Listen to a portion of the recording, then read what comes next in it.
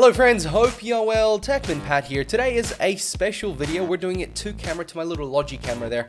I am thinking of getting a new one because I like doing these two cameras because I get a lot of stuff in front of me, a lot of information, but enough about that. Let's talk microphones because that's why you clicked on the EPOS B20. We're going to be reviewing that, or sort of just going through its features, and I'm going to give you my opinion after getting to use it for a little while now for some of my videos that have been on this channel.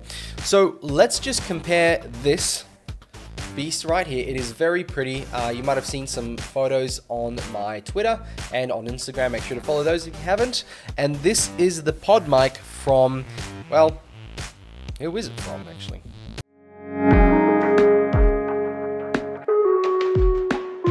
And this is the pod mic from Rode. It's an Australian company. It even says made in Australia on the back, so that's pretty cool. We're going to be comparing it to that. That has been my staple for both the podcast, State of the Beanstalk. If you haven't seen that, we talk tech and gaming. And of course, just in general to videos like this, it has been my staple. It's on a nice little arm. It's XLR, goes into a Focusrite little box, got enough for two microphones, and that goes back to the computer via USB. This is a direct to USB, but what it is, it's USB-C, which is absolutely fantastic.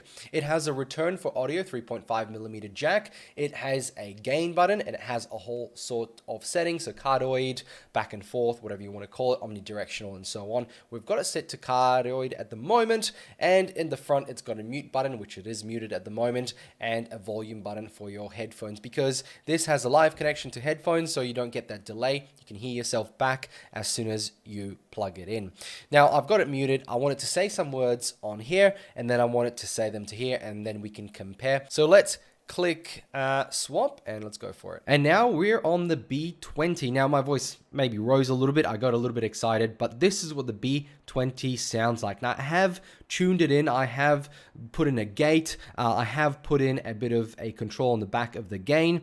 And obviously I've lowered the threshold of when it comes out. So it's not peaking. It's not going to the red. It's just hitting that yellow, but it should give you a really good example of what the B20 can do. Now let's talk about what the B20 is. It has a frequency response rate of 50 to 20,000 hertz, a picking up pattern, as I mentioned, cardioid, bidirectional, omnidirectional stereo, and the sensitivity is 37 dBV/PA. There's a tolerance of give or take 3 dB, and of course the technology is a condenser microphone. And most USB microphones are condenser microphones, which means they're low power, which is great, but it also means that they pick up really good quality audio, but they kind of sacrifice also picking up a lot of outside noise, so they can't be quite dialed in as perfectly as ones that are powered by phantom power.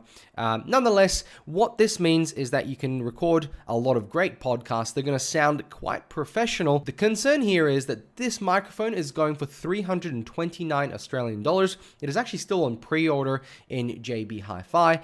So let's talk about the quality. First of all, the build quality is brilliant. It is metal. There's a mesh on there, but my thought is that you need a bit of a pop filter because comparably, I think this mesh here isn't doing quite the best job. So pop, pop, pop. I can see that it's popping quite high.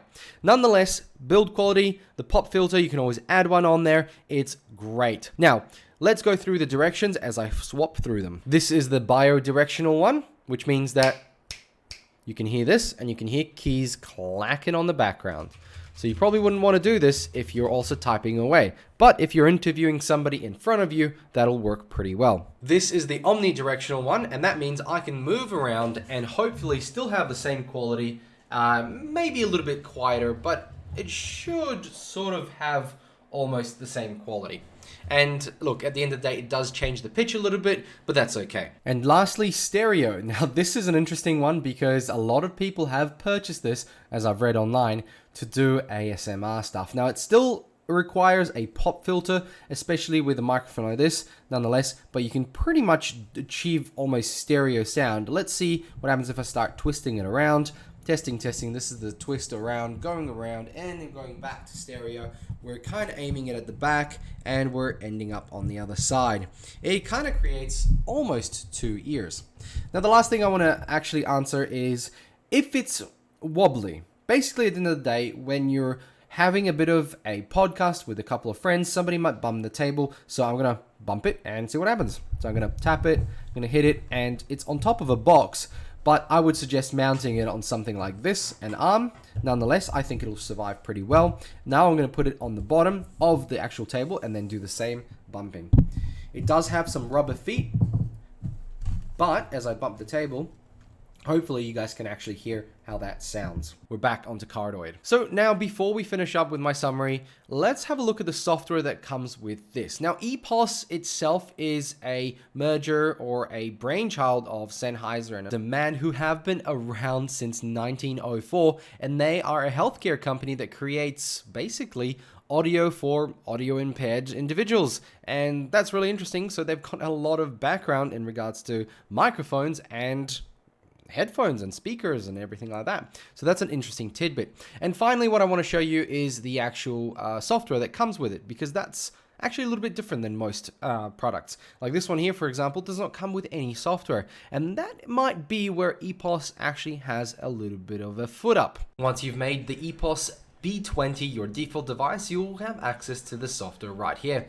And we're going to click on the microphone settings because we don't have an audio device. And as you can see, it is coming through really nicely. Now we're going to try and capture the sound here, which is the voice enhancer. We're going to start with that, and let's start with warm. This is what my voice sounds like with warmness. Is it warm enough to sell you this device? Maybe, maybe not. Maybe we need some clarity. So let's try clarity.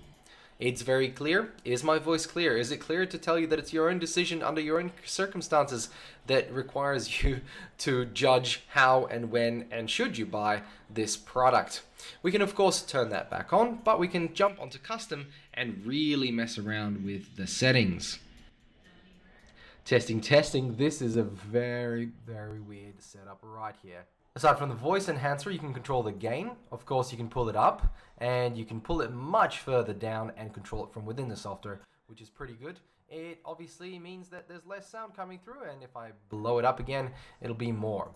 There's a side tone setting, so you can bring that back a little bit, and of course to the right to get a little bit more effect. I'm just going to leave it where it was, and we can bring in a noise gate in case you've got some really loud bits, and you can see that where the line cuts it off. So I'm going to leave it as 50%.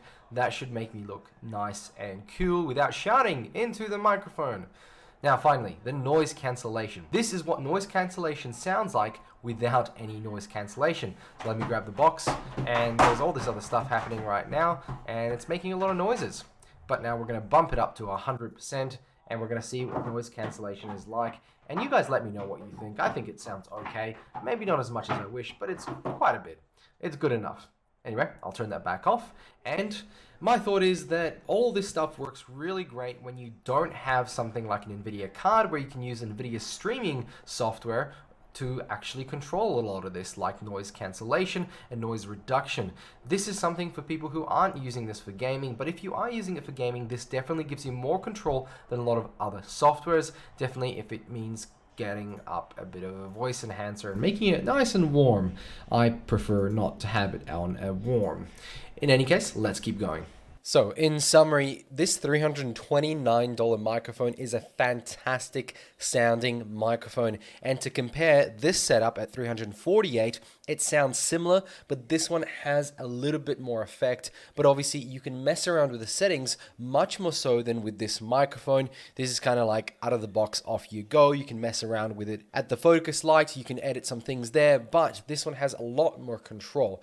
If you are looking for a one-stop shop with lots of control, at $329, this is a great buy. It can obviously also mount to all sorts of handles like this and stand. It's got the 3/4 thread and therefore can mount to pretty much any camera accessory or stand or whatever you might want to mount it to. Final thoughts is that this is a great purchase if you're just looking to get something that works straight out of the box and is really high quality. What I would say though, this is for a single streamer. This isn't for something to set up in a room to have multiple people. That's when you get a microphone like this, an XLR, and a Focusrite like so you can then have multiple people coming through one sound and managing them.